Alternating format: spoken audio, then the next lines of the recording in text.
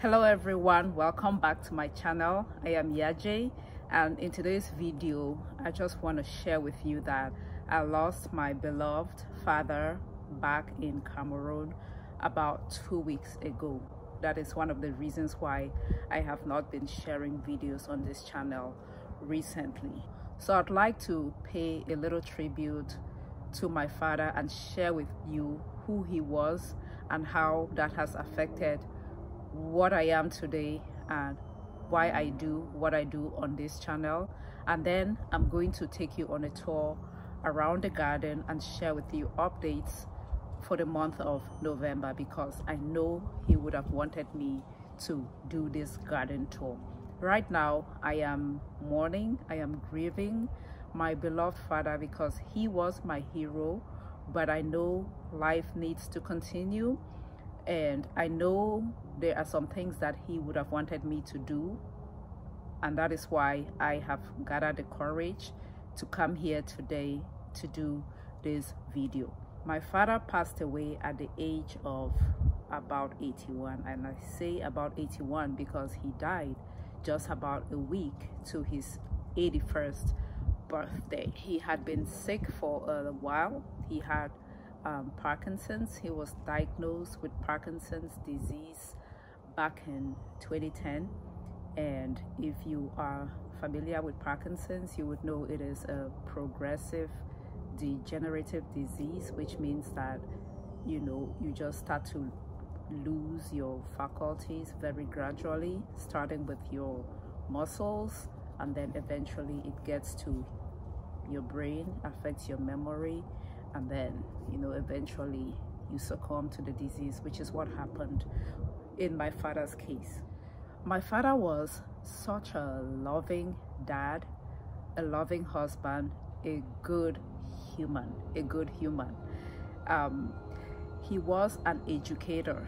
He was basically a mathematics genius. He was a mathematician by training and a mathematics teacher, an outstanding mathematics teacher. So my dad taught math, and I am here teaching people how to grow a garden. So I believe I am similar to my dad in that regard. I'm very passionate about teaching people to grow their own food, much like my dad. My dad was a very soft-spoken person. You would barely hear him yapping around, but when he spoke intelligently. He was full of wisdom.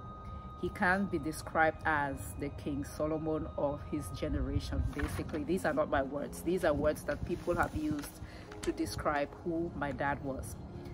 As I mentioned, he was a logical thinker. He would not speak without first really thinking things through. So when he spoke things that made a lot of sense. He was a very creative person, and he taught us to think logically. He taught us how to think. Yeah, I can say that. My dad was also a dedicated agriculturalist. My memories of my father is always that he was growing something. He would always experiment with growing something. My mom would have like the traditional farm where you're growing corn and whatever, but my dad's interest was in trying out new things, or trying out different ways of doing the same thing. And I think I have copied that with the garden. I'm trying to grow guavas here, papayas here, just some of these African things that otherwise would not do well in the northern hemisphere. I'm trying to see if I can grow some of these African stuff here, and then I'm teaching people how to do that. So all of that comes from my father. He grew things like yams around the backyard, things like plantains. With the yams, I'm talking about the African yams, the Dioscorea. He grew plantains, he grew fruit trees, he grew mushrooms. Yes, my dad cultivated mushrooms. I remember that. Things like lettuce. He would try to grow things in little containers around the house. And then he enjoyed growing peppers, which I love growing peppers. I got that from my dad. In fact, there's a particular type of pepper that I call Papa's pepper in you know, paying tribute to him, because when I last, well, not the last time I visited him when he still had his faculties, he gifted me the dried peppers, and then I brought them over here, and then I tried to grow them. I still have it growing in the garden. I'm going to show you when I do the tour. I named that pepper after my father.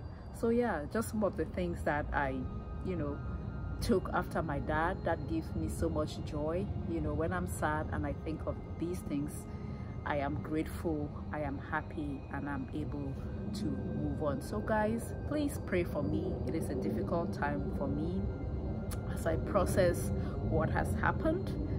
My dad has not yet been laid to rest. It is a long process because we're trying to be there for that. When I say we, the children, we're now scattered all over the globe, so we need to make travel plans to lay him to rest. And so I might not be here on this channel for a little bit, but I'm asking for your prayers. Pray for me, pray for my family, pray for my mother as we process this big loss. Thank you for your prayers, and thank you for your support. Now I'm going to show you what has been happening in the garden. So guys, we are coming up to the end of November, and my garden is doing very well. This year I decided to do fall gardening, like to really seriously grow some fall crops, and I think it's doing fine so far. I have broccoli, cauliflower, different types of kales, carrots in the garden. So I'm going to share with you what is going on with those, and then I'm also going to give you updates on my fruit trees, the guava right behind me, and then the papaya, and what I intend to do to keep these fruit trees alive, or at least prevent them from dying as the weather gets colder around here. All right guys, let me start from right here. These are peppers that I am trying to overwinter. I'm going to move this whole bag into a greenhouse, but what I did was I trimmed the stems, as you can see, at the first V right here. See the first V? Trim the stems like that, and then my goal is to keep this stem alive throughout the winter, and then when it's spring, side shoots are going to form, and then I can get the peppers to grow faster. These peppers are special to me because these are Papa's peppers. You know, it's my father's legacy. If you watch the first part of the video, I told you that I lost my dad, and I'm trying very hard to keep these peppers alive to honor his legacy. So guys, these are some of the fall winter vegetables. See how big the broccoli plants have grown. So I have 6 of them. It's not yet flowering, so when it produces the flowers, that is what is known as broccoli, right? The broccoli vegetable is actually a flower of this plant, but it's doing so well. I planted 6 of them right up to here. And then this is what I have left of the Swiss chard. I have been harvesting the Swiss chard. I've been harvesting the leaves and blending them in my smoothie. So I have only 4 because I only use it for smoothie. Okay, and then over here are my cauliflowers. Right here, I have about 9 of them, spaced about 1 foot apart, but you can see how big it's grown, and it's filling up the entire space. My cauliflower doing well. And then tucked right back here are my carrots. Guys, somebody advised me in the last video to transplant the carrots, which I did back here, and it has picked up really beautifully. I hope it does well. I was told that you don't transplant carrots because it forms crooked carrots. We'll see how it turns out. And then over there by the fence, I have my green beans. I've been harvesting the green beans. Let's go take a closer look. All right guys, see, it's been producing beans for me. Next time I'm going to grow more green beans. I've been harvesting the green beans You know, I don't think it's going to tolerate colder weather, but so far so good. I've been harvesting a few of them. Moving right along, these are my kale plants. So this is the purple kale. Again, you would see that I've been harvesting the kale leaves from the bottom, blending them in smoothies and also using in stir fries. This is the purple kale. And then we have the green leaf curly kale. So the purple kale is growing taller than the green leaf kale. And then over here is another variety of kale that I started from seeds. This one is the Lancinato type kale. I started from seeds on the 2nd of October. So these are about 8 weeks old from seeds. You know, it's doing well. And then along the fence are my collard greens. Those are my collard greens. It's doing very well. I'm yet to harvest the collard greens. And then in these containers, I planted some of the kale as well, and then threw some seeds of the jama, the garden huckleberry, just to see how it does. All right, guys, let's talk about this papaya tree and how I intend to keep it alive throughout the winter. Well, maybe not keep it alive, but to prevent it from dying. That is my goal. My goal is to prevent this papaya plant from dying. First, let's talk about how cold weather affects the papaya tree. First, it's going to arrest the growth of the tree as the weather drops below, like, you know, 40 degrees Fahrenheit, something like that. It starts to affect the growth of the tree. But before that, the leaves are gonna start turning like so, like brown, you know, burning the leaves. The cold weather would affect the leaves like so. And then as it gets colder, it's going to arrest the growth of the tree.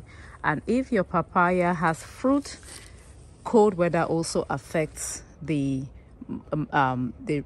rate of at which the fruit matures. So these are not going to grow. It's not going to grow because it's already very cold around here. So my worry at this point is to do everything possible to prevent this tree from dying. And what I'm going to do is I'm going to prune all of these leaves and just I'll leave the smaller leaves on top. So I'll prune all of these outer leaves, and then I've bought a frost cover which I'm going to put over the stem. And the idea is to keep the stem alive, because if I can keep that stem alive, once it warms up, these side shoots are going to form new branches, and then hopefully I will be able to get fruit early next year. So that is my plan, and I will keep you posted on the progress on, you know, if it works. Guys, this is my guava tree. As you can see, it is still doing well. It's not been that cold yet. I think we've had temperatures down in the 40s, maybe just for a couple of hours or maybe overnight, something like that. So the guava tree is still doing well, but it's not producing fruit. Let me show you what happens once it produces flowers. So this tree has been producing a lot of flowers. You see that? These are all flowers. But what happens is the flowers just shrivels up and dies without producing fruit. I am not sure why. If you have any idea why that is happening, kindly drop me a comment. Kindly drop me a comment. See all of this? This would have been guava fruits, but it's gonna just do this eventually. Not sure why this is happening. If you have any idea, kindly let me know. All right, guys, let's go to the other part of the garden, the main part of the garden, and I have a lot going on. Guys, I have planted some garlic, I've planted onions, I have collard greens here, I have kale, and then I've also prepared my beds for next season, like for the spring season already. Let me show you. All right, guys, so this is an overview of this part of the garden. Let me start right here. So this is my bitter leaf. As you can see, This bitter leaf I have had for many years. Of course, over the winter usually it dies and then it grows back once the temperatures warm up in the spring. I did not harvest this bitter leaf for a long time intentionally, so I can show you that when you don't harvest your bitter leaf, it can produce flowers. You see, these are bitter leaf flowers that eventually become seeds. So I did not harvest this bitter leaf just so that it can produce flowers and eventually seeds. Now, I don't know if the seeds are gonna mature before it gets really cold, but I'll try to keep this plant alive as well. I have bought some frost coverings and I will cover this bitter leaf along with that other one over there, which I will show you when I get there. All right, guys, look at my garlics. My garlic plants are doing well. My first time growing garlics over here. So these are my garlics, and then here I'm growing onions, guys. I'm growing onions for the first time. Look, guys, these are the onion transplants that I bought from, let's see, from Huss. They sent me these. I bought three different varieties. I'm still working on transplanting them. So I've transplanted them so far over here, and I'll figure out where to put the rest of them. But growing onions for the first time. These are short day onions. Apparently short day onions are the type that you grow down here in the south. I'm in zone 9A.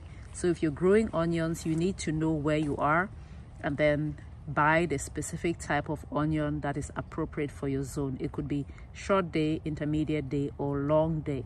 So the short day onions, if you are, you know, in a higher zone, so I'm in zone 9A, I do grow short day. Then the further north you go, it transitions into the long day onion. So I'm curious to see how these do. And then over here I have collard greens. These are the collard greens I started from seeds. I transplanted them here about a week ago, and so far so good. They are planted about 1 foot apart. All right, guys, these are my raised beds. Over here I planted the broadleaf mustard earlier, and then I cut the mustard and walked it into the ground. And the reason why I did that is to take care of a root knot nematode issue that I noticed on this bed. Root knot is a type of disease that affects the roots of things like okra. I noticed it with the garden huckleberry, even with the amaranths I had growing on this bed. You know, it would form those nodules at the roots, and then your plants would suddenly die.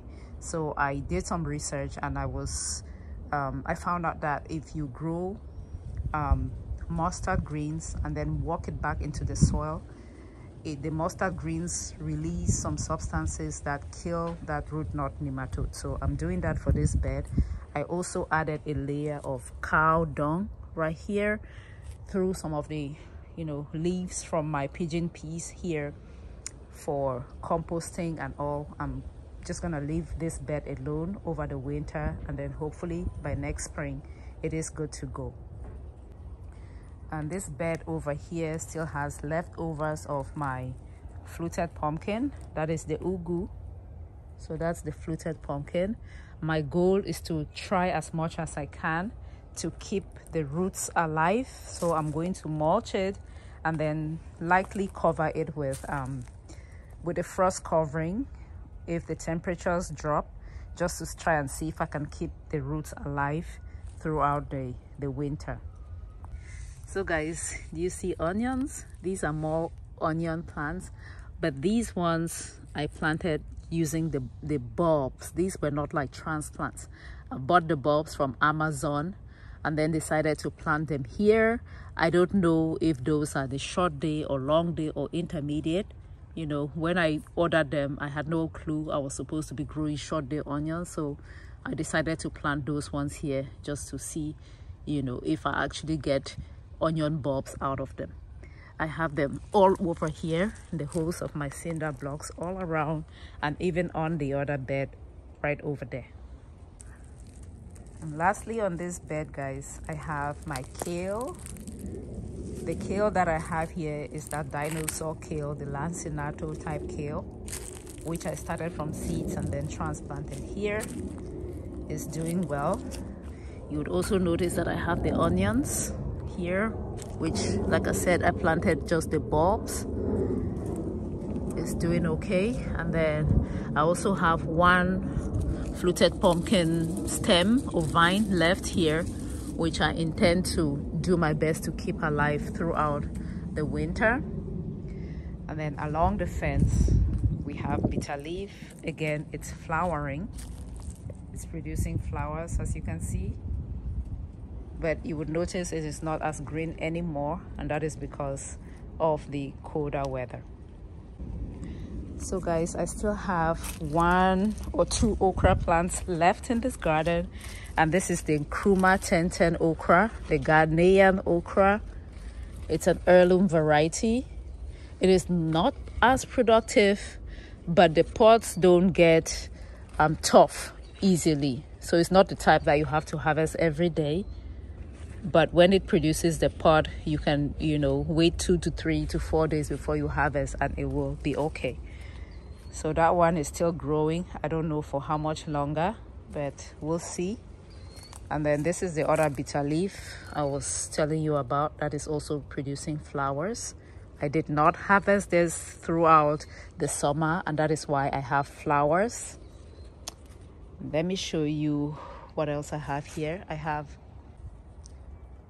And guys, I still have 1 pepper plant here that is producing fruit. This is Papa's pepper, my father's legacy.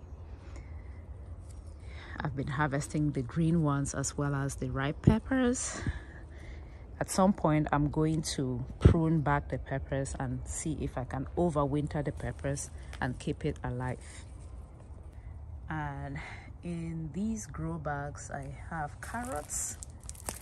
I planted some carrots in here. This time I tried to space the carrot seeds such that they can just grow without me having to transplant.